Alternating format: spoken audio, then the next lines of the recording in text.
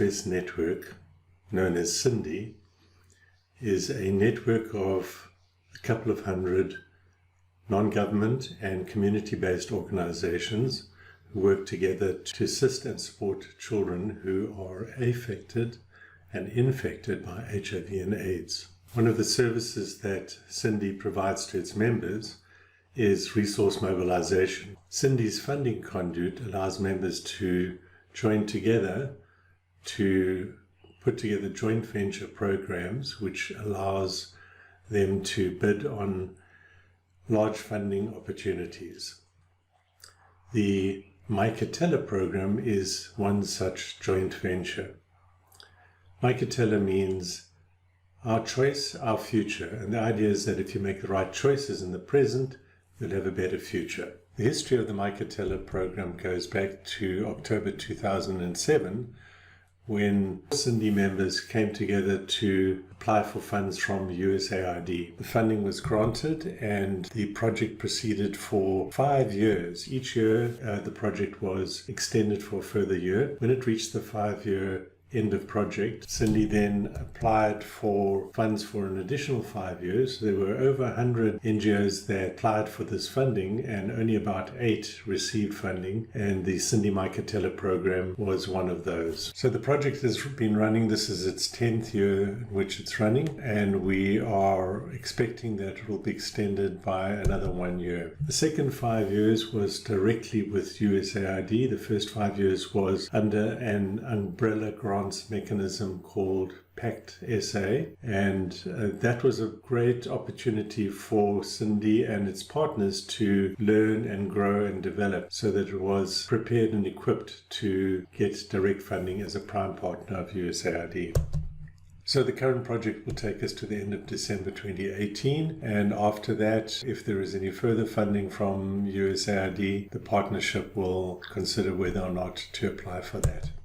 The implementing partners are Community Care Project, Lifeline, and Youth for Christ. In each of those years, the project has exceeded all targets. It's had clean compliance audits, and these compliance audits are rigorous USAID audits which go far beyond the normal statutory audit and checks compliance with all USAID's rules and procedures. We've had an outcome evaluation at the end of the first 5 years, which showed that project was producing positive outcomes and positive results. The program is subjected to regular site implementation monitoring system audits and has been doing exceptionally well with these SIMS reviews. The project has also had a data quality audit, which it passed very successfully. The program consists of a number of interventions. As a program focused on orphans, vulnerable children and youth, it provides a comprehensive range of services according to the needs of the individual. These include HIV prevention and sexual reproductive health education. Our point of entry is through schools, and typically we would provide this kind of education for grades 8, 9 and 10, and this will include all learners, not only those who are vulnerable. We then do an assessment which allows us to identify those who are most vulnerable, and we follow them up to the household. We assist in providing legal documents, which are enabling documents for social grants. For example, if the young person or the child does not have a birth certificate or an ID document, they do not qualify for social grants. So we assist them to obtain those documents from the Department of Home Affairs. We provide child protection services, bereavement counseling, educational support through school uniforms, stationery, and support groups which assist them with maths and English. We provide healthcare referrals when needed, nutritional assessments and support, HIV counseling, testing, and TB screening. We do a lot of that. ART referral for those who test positive, and support groups for those who are positive. We provide government system strengthening. For example, for the Department of Education, we created a database which enables the department to identify which NGOs are operating in which schools and what services they are providing. This avoids the duplication of services in those schools that are closest to the metropolitan area and allows the department to guide non-profit organizations to provide the services where they're most needed. We've assisted the department in establishing the system of learner support agents in the schools. These are funded by the department, who pays their stipends, and trained by us, selected and trained by us, and we've gradually handed over the management and training of these learner support agents to the department itself. We've also assisted in obtaining funding for them to receive accredited training as child and youth care workers. We also provide lay counsellor training to educators in the schools where we're operating, and this is an accredited 10-day lay counsellor training course which enables the educators to provide primary care to those young people who need it most, and to be able to refer for those where they're not able to provide the care. We do some early childhood development.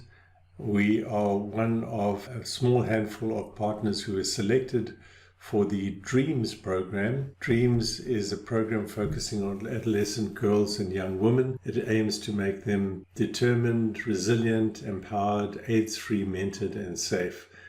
It uses a number of evidence-based interventions which are provided to the young girls as according to their needs, and various services are provided by different partners in a process called layering.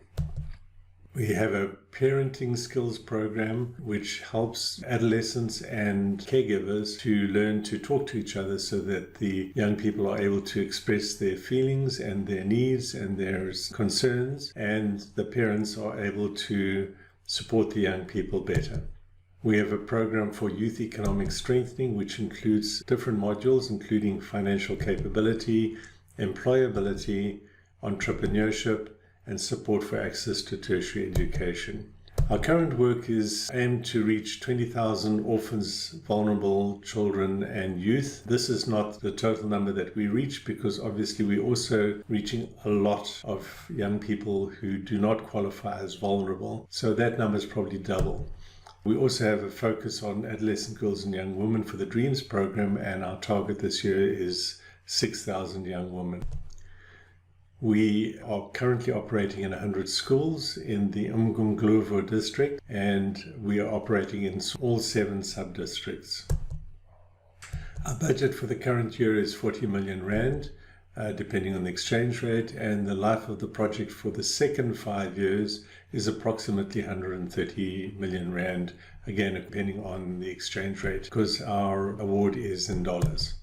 We have a number of structures that support the program. One of the most important is the joint management team. The joint management team meets monthly. It consists of the directors and project managers of each of the 3 partners, as well as CINDI. And the reason for that is so that decisions taken at the JMT meeting do not need to be referred back for confirmation or approval. This is a decision-making body, so that's why we have the directors there. And then we have the project managers there from each of the partners because they have the technical on-the-ground knowledge of what's happening in the project. That way we can be an effective structure. It makes binding decisions, obviously not contrary to the policies of any of the partner organizations, but the decisions that it makes are binding. For example, we agree on targets and budgets, how we allocate the targets between ourselves, the targets that have been given to us by the donor, and the budgets as well. So we try and make an equitable distribution, and we agree on this at the joint management team meetings. We also have standard operating procedures which are common amongst all the partners, and these are designed and developed primarily by our monitoring and evaluation team at CINDI, and then we refine them at the joint management team meeting, refer them back if necessary, and finally agree on them as binding operating procedures for all of the partners. And there's an SOP for every activity. We are a learning organization, so we try to get better all the time.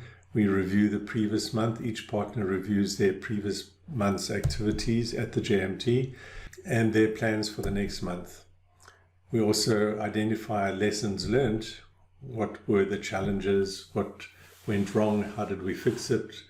And what opportunities occurred that we can share with our other partners. We work on the values of cooperation and collaboration. We make commitments and we stick to them, and we try and arrive at decisions by consensus. So that's the first structure, the joint management team. The second structure is a finance meeting where we meet on a regular basis with the finance managers of each of the partners. And we also meet with the implementers. This is a generic term for all the field workers who are actually directly working with children. So we provide training for all the implementers of all the partners on a regular basis every 2 or 3 months.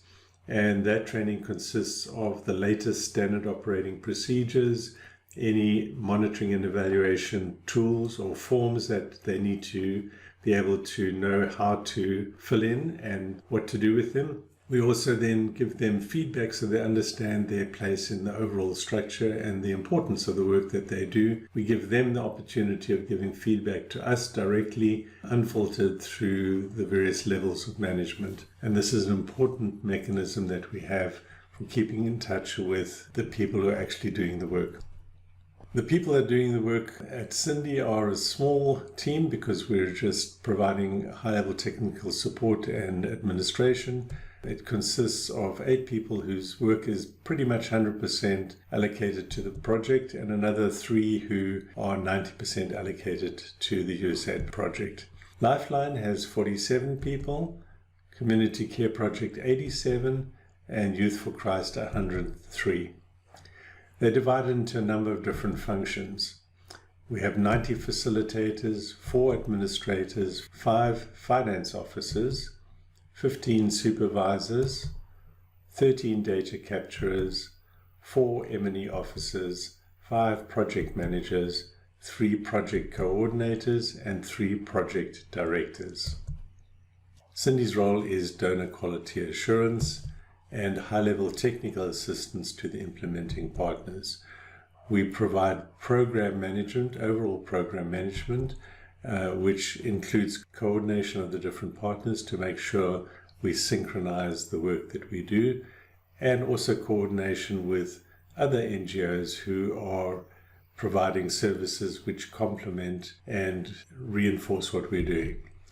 CINDI also attends a lot of meetings with different stakeholders and maintains relationship with these stakeholders so that we can be more effective as a project. One of the important things that donors look for is financial control.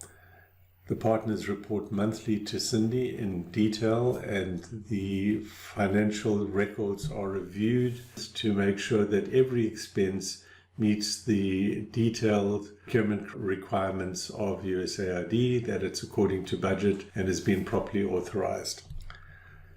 Donors are also concerned that the data that we report, the results that we report, are accurate, and therefore that we have effective monitoring and evaluation and reporting systems. CINDI reports directly to the donor and receives the information from the partners. We then verify the information and upload it to the donor reporting database. CINDI has a cloud-hosted database which each of the partners log into directly. Each of the partners have a number of data captures and an M&E officer, and they capture the data directly into the cloud-hosted database. This enables CINDI to have accurate and up-to-date information for each of the joint management team meetings, and we can report effectively to the donors.